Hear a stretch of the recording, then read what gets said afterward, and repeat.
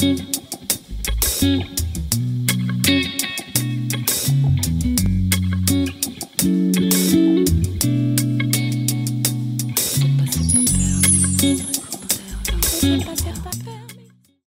I saw you in the minute, I knew it had to be you. Ça va quoi? Bien, cool ça. Ça va? Merci d'être là. Hein. Bah, merci à toi. Bon ben, je t'accueille au Downtown Café, découvrir un petit peu ce lieu et puis surtout aussi essayer d'en apprendre un peu plus sur toi. On va pas tergiverser, je vais t'inviter à aller s'asseoir. Let's go. When I saw you in the minute, I knew it J'ai had to toujours moi trouvé qu'il fallait savoir un petit peu, tu sais, les racines, c'est toujours un peu l'enfance, le foyer familial, etc. Ouais. Et du coup, la musique, elle est arrivée, mais c'était quoi ton rapport à toi, enfant, avec la musique? Je me suis, j'ai toujours aimé danser. Donc j'ai quand même, je suis entré dans la musique un peu par ça. Donc à ressentir de cette façon-là. Ensuite, un peu plus tard, en découvrant un peu ce qui se faisait au niveau du gospel, je pense que c'est le gospel qui m'a appelé en premier. Ouais, ok. Mais dans le foyer familial, Ouais. comment la musique elle était diffusée, par qui? Ton père, ta mère, tes frères et sœurs? Je vais te dire, par personne en particulier. Je pense que la personne qui m'a sensibilisé à la musique, c'est plus mon grand frère. Ouais. Parce que pareil, il chantait un petit peu, voilà, il était assez mélomane, il écoutait pas mal de zik et tout.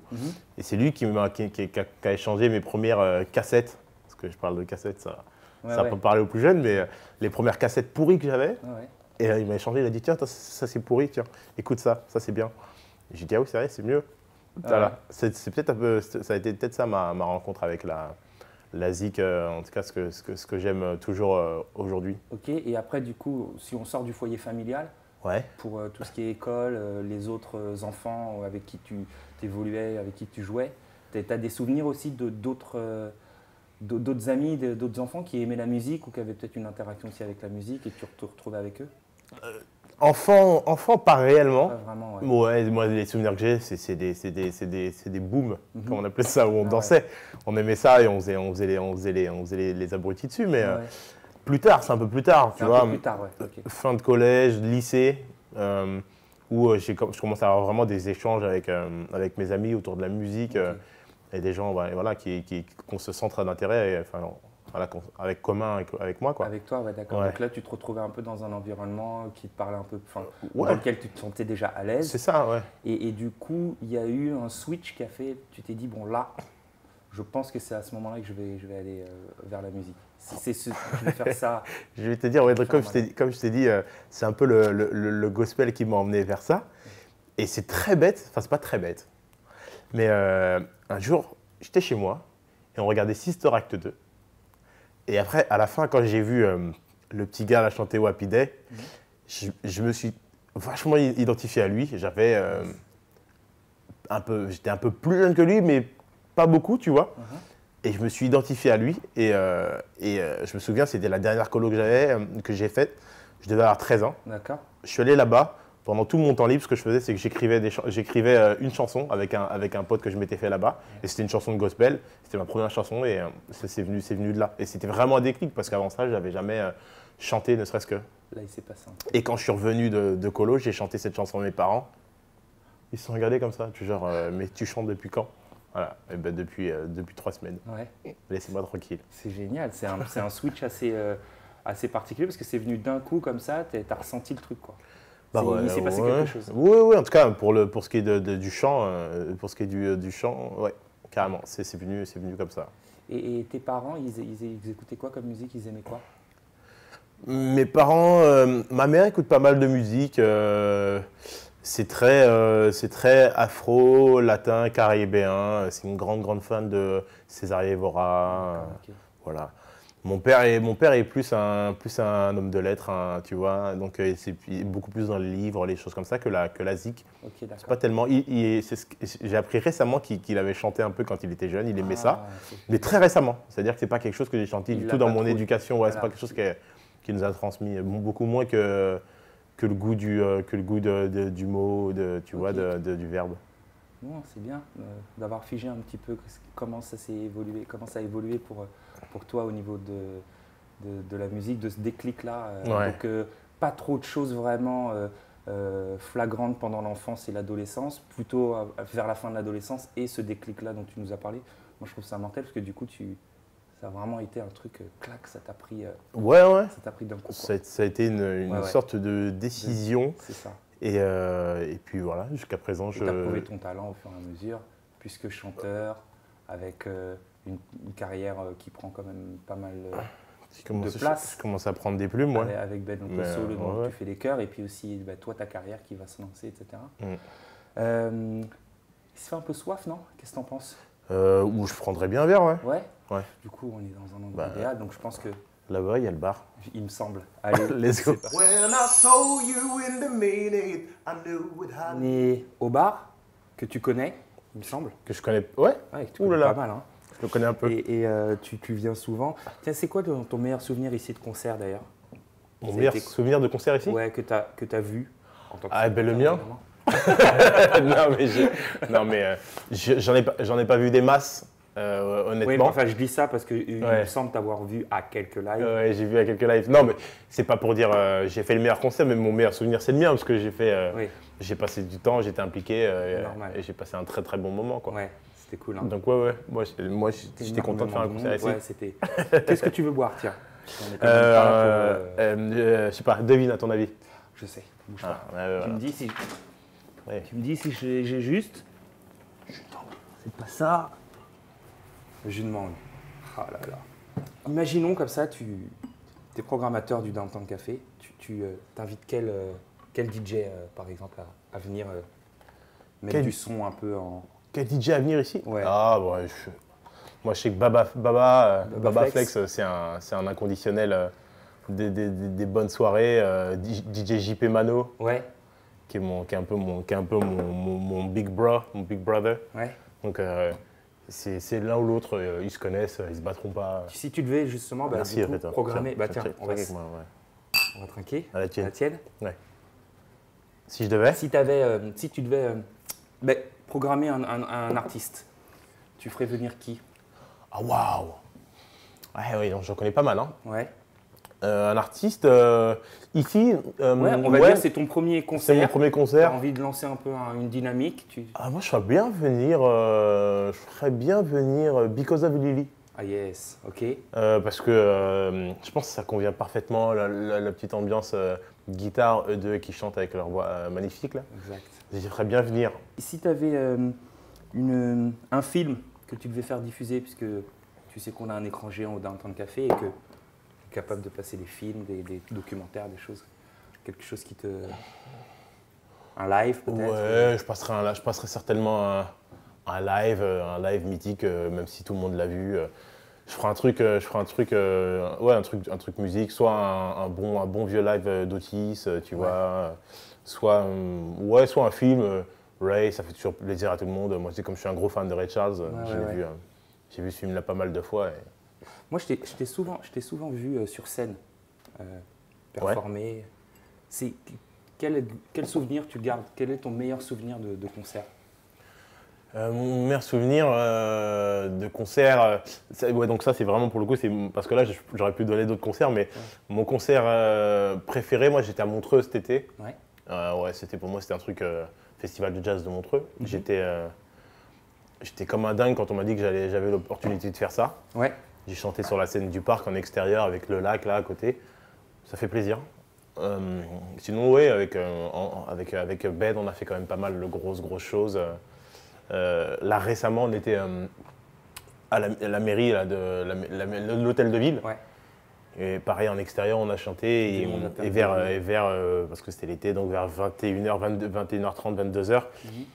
On a eu le coucher du soleil entre dans la rue là, qui est en face à l'hôtel de ville. C'était pas le plus gros truc, c'était pas forcément l'ambiance la plus dingue et tout, c'était très bien. Mais ça, ce souvenir-là, on a tous. Quand on est rentré, on s'est tous dit, t'as vu le coucher de soleil? Carrément. On a tous eu ce truc-là. Et ton pire concert, ton pire souvenir? Franchement, je sèche. J'ai un joker ou pas?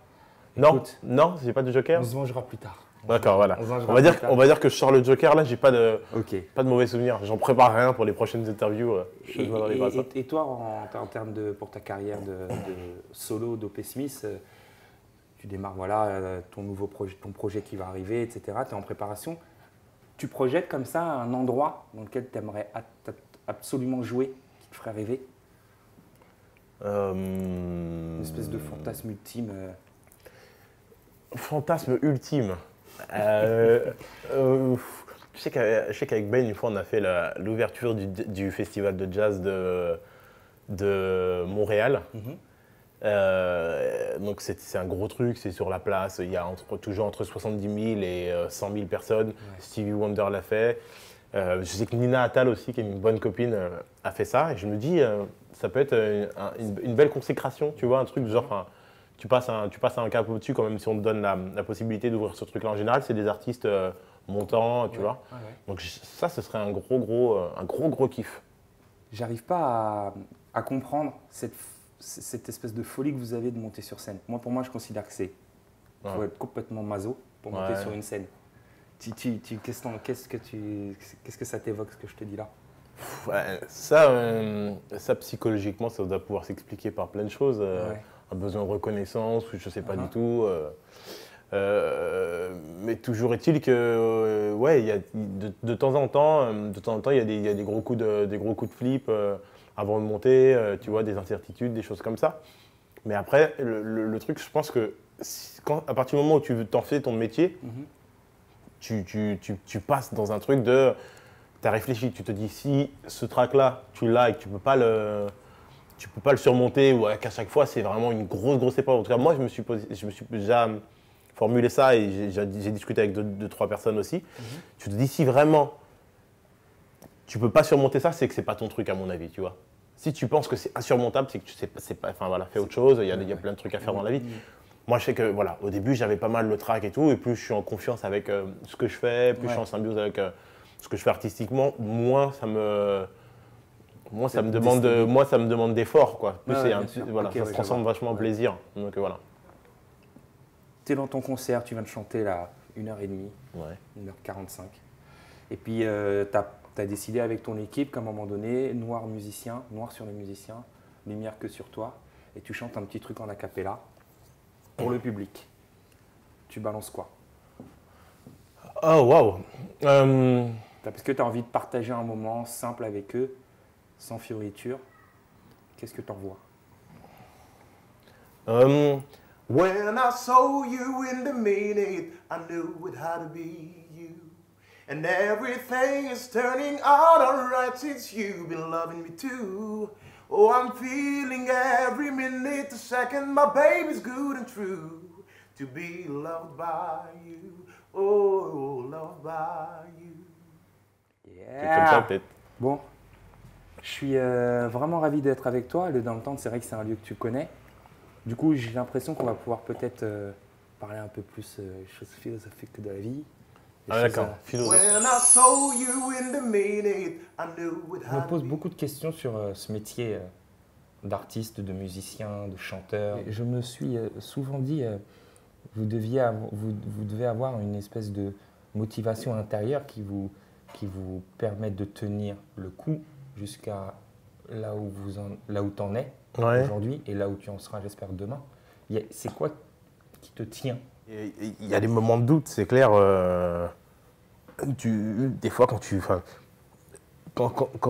la vie te ramène au sol, parce que les artistes, en tout cas les gens qui créent des choses à vocation artistique, sont vachement lunaires comme ça, tu vois, un peu la tête dans les… Et puis t'as la vie qui te dit tu fais ce que tu veux, mais comment tu vas bouffer, comment tu vas dormir, comment tu vas t'habiller et tout. Donc il y a des moments où… des moments de doute, des moments où tu te demandes s'il faut vraiment que tu fasses passer ça au premier plan ou au second plan et que tu trouves un truc alimentaire et tout. C'est sûr que c'est pas facile, mais je dirais pas que ça diminue l'envie, cette espèce d'énergie que tu as. Ouais, du coup, l'énergie que tu arrives à accumuler par la passion que tu as de ce métier, tu la sens pas justement en perdition avec tous les problèmes inhérents à cette carrière-là, au fait de devoir manger, au fait de devoir faire en sorte de vivre, quoi. Parce que c'est deux choses qui sont complètement différentes et il y a la réalité qui doit revenir certainement. Ouais, en termes d'énergie, l'énergie, elle change pas vraiment. Mais c'est vrai qu'on, il y a des moments de doute, il y a des moments où la réalité te ramène comme ça au sol quand tu es un peu comme ça. Tu le vis comment ça, toi, ces moments-là? Bah, c'est compliqué, c'est vraiment compliqué parce que tu t'investis vachement. À chaque fois, comme c'est une passion, tu y crois, ça t'aveugle un peu, tu y crois, tu as l'impression qu'il ne manque pas grand-chose pour y arriver. Et puis, voilà, il y a un moment où il y a un moment où quelque chose vient tout remettre en question. Et c'est pas facile, c'est des choix qui ne sont pas du tout faciles. Moi, personnellement, dans ma vie, j'ai fait d'ailleurs la majeure partie de ma vie, de ma carrière artistique, j'ai travaillé et à côté, j'ai fait de la musique. Okay. Et maintenant, depuis genre 5 ans, j'ai des choses qui m'ont permis de vivre de ça. Mais, Bien sûr, ouais. Donc d'avoir un peu moins ces questions à me poser. Et moins tu te poses ces questions, mieux tu crées ou ça n'a rien à voir? Ouais, quand même. Moins tu as à te poser ces questions-là, plus tu te dégages de temps pour l'artistique. Ah, pour l'artistique, c'est clair. C'est clair. J'ai aussi cette sensation que moi te connaissant, tu vis avec tes émotions, mais est-ce que ce qu'il y a profondément au fond de toi, tu arrives à le mettre dans tes chansons, dans tes compositions? Tu te livres un peu ou du coup tu essaies quand même de te cacher derrière ça pour créer des choses qui sont pas trop impudiques?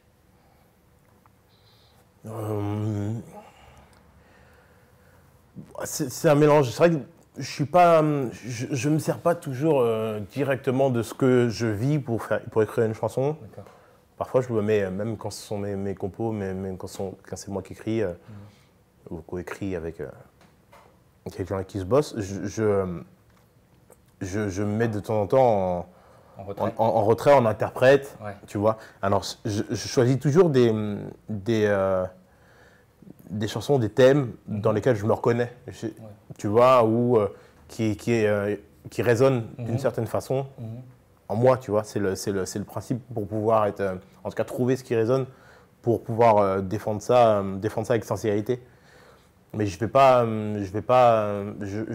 cherche pas toujours à, tu vois, j'ai vécu un truc, bim, directement je fais la chanson en corrélation, en parlant de la personne avec qui j'ai eu, tu vois, une histoire ou un truc comme ça. Ouais, ta carrière musicale, c'est pas ta psychothérapie, quoi. Pas nécessairement. Pas trop.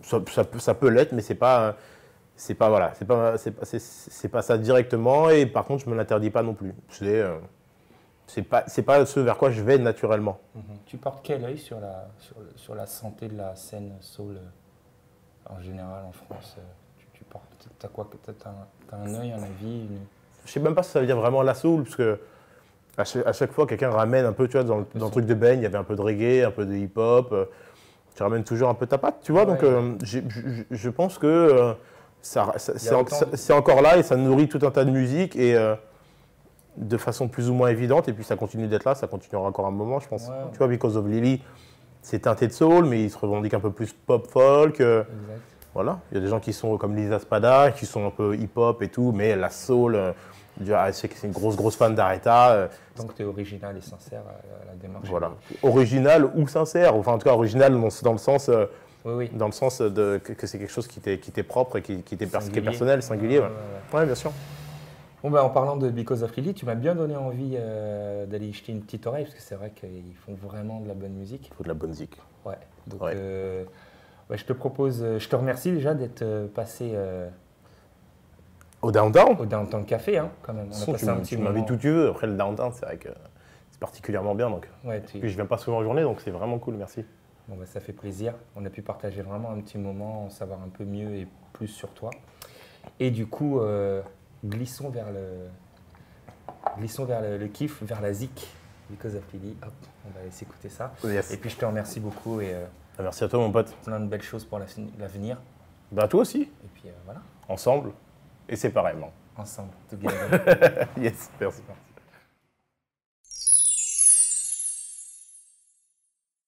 When I saw you in the minute, I knew it had to be you. And everything is turning out alright since you've been loving me too. Oh, I'm feeling every minute, a second, my baby's good and true to be loved by you. Oh, Lord.